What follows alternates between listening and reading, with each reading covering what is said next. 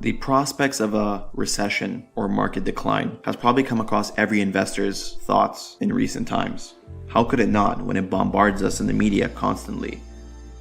After all, fear is something the media benefits off of. It's in their best interest to bring so-and-so expert forecasting so-and-so recession. Gloomy forecasts are all part of the business.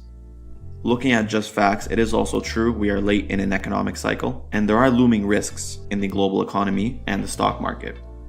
You may have heard some market gurus and experts talking about defensive stocks or recession-proof stocks as the remedy in the event of a recession. So what are exactly defensive or recession-proof stocks? Well, given that when the economy tanks, consumers' perceptions on the market and the economy change, and therefore their behavior and their purchasing patterns change as well. Consumer confidence is a very important feature of how the economy runs. And in addition to perceptions, when the economy is doing poorly, people materially, in many cases, have less money to spend, and therefore requires them to cut back on certain expenses. This is the notion behind recession-proof stocks. So the category of recession-proof stocks really falls under what are the necessities in terms of purchases. Obviously, things like groceries, healthcare, medication, electricity, and utilities are kind of the area you want to go towards. And with that being said, on the other end of the spectrum, you have the more luxury type of goods and services that businesses provide. These tend to be amplified in terms of results during good economic times, but also are subject to substantial losses on their stocks during poor economic times. For example, Starbucks, who we know to be a fortress as a company, is in the business of selling expensive lattes and other higher price point goods.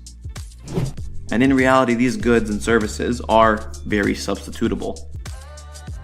So when the economy tanks, you'll see a lot of people maybe foregoing that 20-minute wait line for their $6 or $7 cup of coffee, and may opt to make their coffee at home, which may cost cents on the dollar. And I'm not making this stuff up. During the recession in 2008, Starbucks' stock fluttered around $4 a share.